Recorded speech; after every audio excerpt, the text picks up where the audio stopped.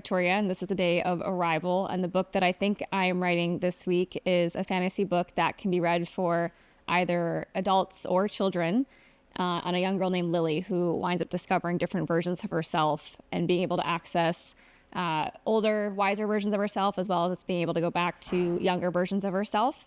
And this is something that is a way of being able to self-nurture and resource.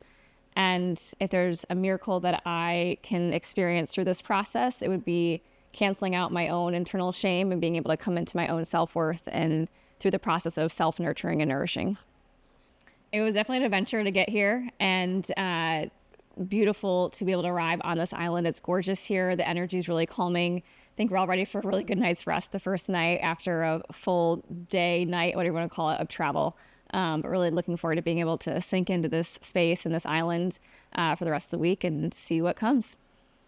I'm nervous about writing the book. I love being able to create and I love writing. However, the idea of actually bringing an entire book together in 5 days feels daunting. And I have this nervousness that if I don't do it, that I'm going to fail. So I'm really leaning in and trusting Kira's process and know she's got a great track record. Right now it does feel impossible. So I'm interested to see how this actually pans out. Hi, it's Taylor, and it's the end of day one. And my biggest breakthrough today was going into the first writing session. I had a lot of resistance, and I knew that there was no distractions. I'm not at home. I can't fill the time with something else. And I was very worried that I was going to have a bunch of emotions show up, that the avoidance is going to be going into some kind of deep well of emotions. And that was kind of creating this self loop of suffering, so to speak. And then once I actually started to write, it completely dissipated it. So I recognized that the avoidance or the fear of going into something is the suffering itself, but actually doing the action takes it away. And I had a really delicious writing process today. I realized it's something I could do all day long.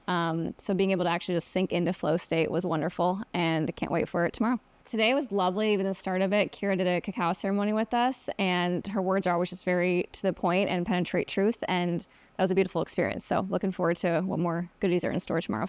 Hi, it's Taylor, and for the end of day two, my breakthrough was the equine therapy that I got to do yesterday, and that was a really powerful experience. I've never done horse therapy before. And being able to be amongst the horse was an experience in itself. And the basic way I got from the equine therapy was the ways in which I give my power away, and then being able to see how I can take it back for myself. So that felt like a really big reclamation process, which was beautifully timed because I actually am working on that part in my book for the character. And so being able to experience it firsthand and then infuse that into my book was beautiful. So that was very synergistic yesterday. And then today is the day of day three. All right, today's breakthrough happened when Juliet led the red thread method. It's something that she was able to channel with her book writing in the past, and she taught us it today. And it was dealing with unwinding shame from our systems and psyches. And that was also leading into what I was working on today with my book of touching on the areas of shame and how to repurpose that in the book. So that was my big takeaway from today, as well as the poem that she read me, which was really beautiful and touching, and felt like I was able to, as all these collection of signs of what I get to put into my own book from this experience. My name is Taylor Victoria, and it is the final day of the 5-day book writing adventure. I guess technically it's day 4 for us. And biggest miracle is writing a book. I wasn't able to conceptualize this as being something actually possible. And Kira talks a lot about collapsing time and how the pressure of time is something that actually births miracles take place. And a big win for me is I know how to do sprints in my everyday life in terms of my work, but I usually wind up burnt out at the end of it. And we put a lot into this week, and being able to end it saying that I feel nourished and rested is a huge miracle in and of itself, with how much we gave out and poured out into our creations this week. Definitely tired beginning of the week, but from a very nourished place. I would say I have all the content down for my book, or at least a good portion of it, and know that I've got more editing to do, which is the next step of the process. But that's also another miracle, is I tend to be pretty difficult or hard on myself, and being able to celebrate what I've gotten done. I came on this adventure having only a concept, and being able to have as much written as I have, and know that I've got a book that's going to be birthed in the world is incredibly exciting. This trip is definitely Kira, so a reflection of her. So I'd say it's what I expected in terms of she does not disappoint anything that she does.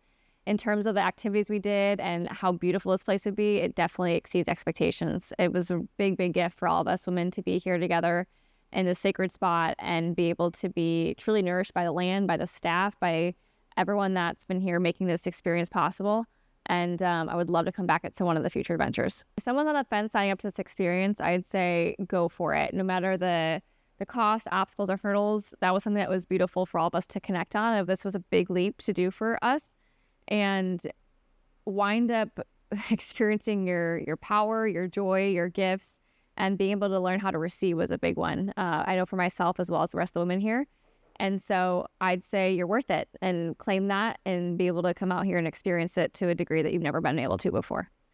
Grateful for Kira. She's definitely been able to give me a sense of self back through this work, learning how to receive, hear God, receive these messages. It's healing that we get to do for the world, and it's first through our own healing. And she's exceptional at holding spaces and being able to bring her gifts into the world that then also enhance our gifts. So thank you, Kira.